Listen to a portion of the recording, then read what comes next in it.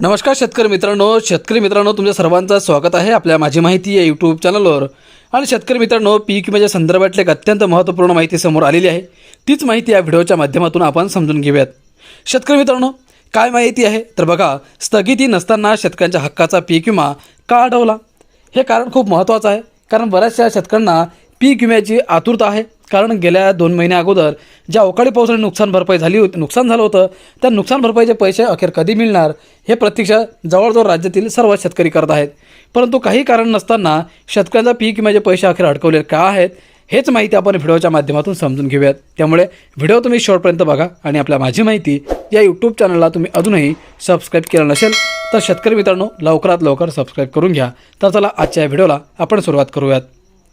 शेतकरी मित्रांनो, सर्वोच्च न्यायालयाने दिलेल्या आदेशानुसार राज्य सरकारने 134 कोटी रुपये शेतकऱ्यांना पीक विम्यापोटी वितरित करण्यात आले।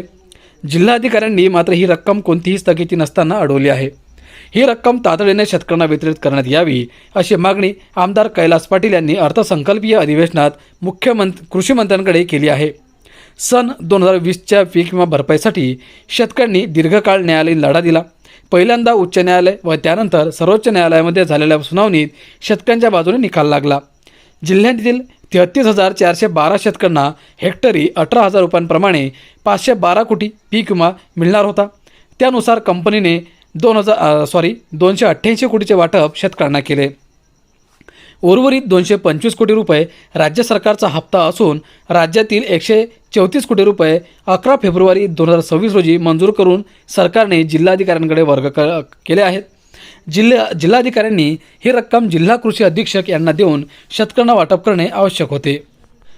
मात्र जिल्हाधिकाऱ्यांनी रक्कम वितरित करण्याआधी सर्वोच्च न्यायालयातील सरकारी वकिलांशी पत्रव्यवहार केला।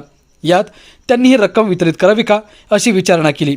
सर्वोच्च न्यायालयामध्ये कंपनी एका प्रकरणात गेली असल्याने सरकारी वकिलांनी ही रक्कम वितरित करू नये असा सल्ला जिल्हाधिकारी यांना दिला। सर्वोच्च न्यायालयात गेलेल्या कंपनीला कोणत्याही प्रकरणांमध्ये स्थगिती मिळालेली नाही असे असताना जिल्हाधिकाऱ्यांनी डोळे झाकून सरकारी वकिलांचा सल्ला ऐकून रक्कम अडकवून ठेवण्यामागील उद्देश लक्षात येत नाही। सरकारी वकिलांना भविष्यवाणी कळत असल्यामुळे पुढे सर्वोच्च न्यायालय या प्रकरणी स्थगिती देणार आहेत। हे माहिती आहे का असा प्रश्न आमदार पाटील यांनी विधानसभेत कृषी मंत्री दत्तात्रय भरणे यांना विचारला। 2020 पासून शेतकरी या भरपाईची वाट पाहत असताना रक्कम अडवून शेतकऱ्यांच्या लढ्याला एक प्रकारे खोडा घालण्याचे काम जिल्हाधिकाऱ्यांनी केले आहे। त्यामुळे जिल्हाधिकारी व सरकारी वकिलांची चौकशी व्हावी व मंजूर भरपाईचे वाटप शेतकऱ्यांना तातडीने करावे अशी मागणी आमदार पाटील यांनी कृषी मंत्र्यांकडे केली आहे।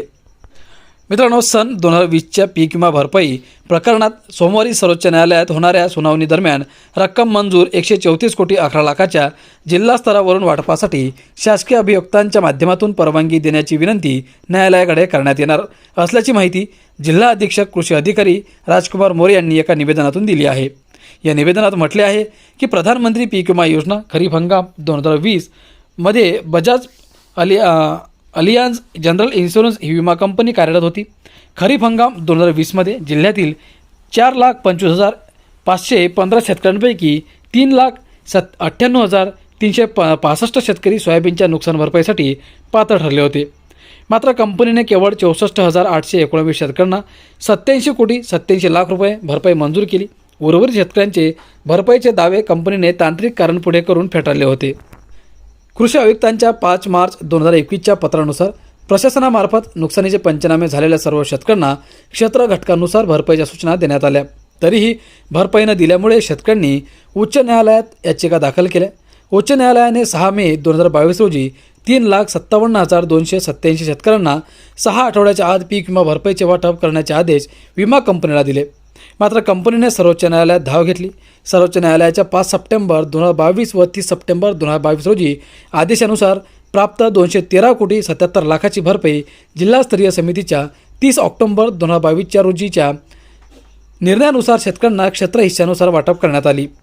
उच्च न्यायालयाच्या आदेशानुसार विमा कंपनी कारवाई करत नसल्यामुळे राज्य सरकारच्या मार्फत कंपनीच्या विरोधात सर्वोच्च न्यायालयात अवमान याचिका दाखल केली। यात न्यायालयाने 19 मे 2023 रोजी दिलेल्या आदेशानुसार उच्च न्यायालयाकडून प्राप्त 75 कोटी शेतकऱ्यांना वाटप करून सर्वोच्च न्यायालयाच्या आदेशानुसार उच्च न्यायालयात पुनरावलोकन याचिका दाखल करण्यासाठी सरकारतर्फे अपील करण्यात आले। यात उच्च न्यायालयाच्या आदेशानुसार निश्चित करण्यात आलेली रक्कम 514 कोटी 52 लाख मिळणे अपेक्षित असताना विमा कंपनीकडून केवळ 288 कोटी 77 लाख मिळाली होती.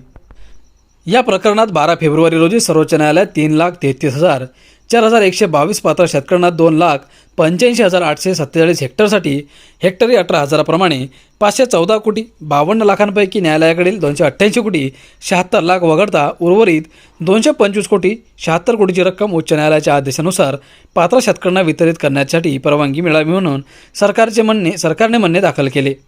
13 फेब्रुवारीच्या सुनावणीनंतर विमा कंपनीस न्यायालयाच्या दुसऱ्या हप्त्याची रक्कम भरणे रुपये एकूण 134 कोटी 11 लाखाच्या वाटपाला स्थगिती नसल्याने शासकीय अभियंत्यांकडून ही रक्कम वाटप करावी की कसे याबाबत मार्गदर्शन मागवण्यात आले. त्यानुसार 14 फेब्रुवारी सदर प्रकरण न्यायप्रविष्ट व गुंतागुंतीचे असल्याने न्यायालयाच्या आदेशानंतरच सदरील रक्कम वितरित करावी असे लेखी सल्ला अभियोक्त्यांनी दिला. दरम्यान 20 फेब्रुवारी रोजी सरकारच्या वतीने न्यायालयात अतिरिक्त म्हणणे दाखल केलेले असून सोमवारी होणाऱ्या सुनावणी दरम्यान 134 कोटी 11 लाखाच्या वाटपासाठी न्यायालयाकडे परवानगी मागण्यात येणार असल्याचे श्री मोरे यांनी सांगितले.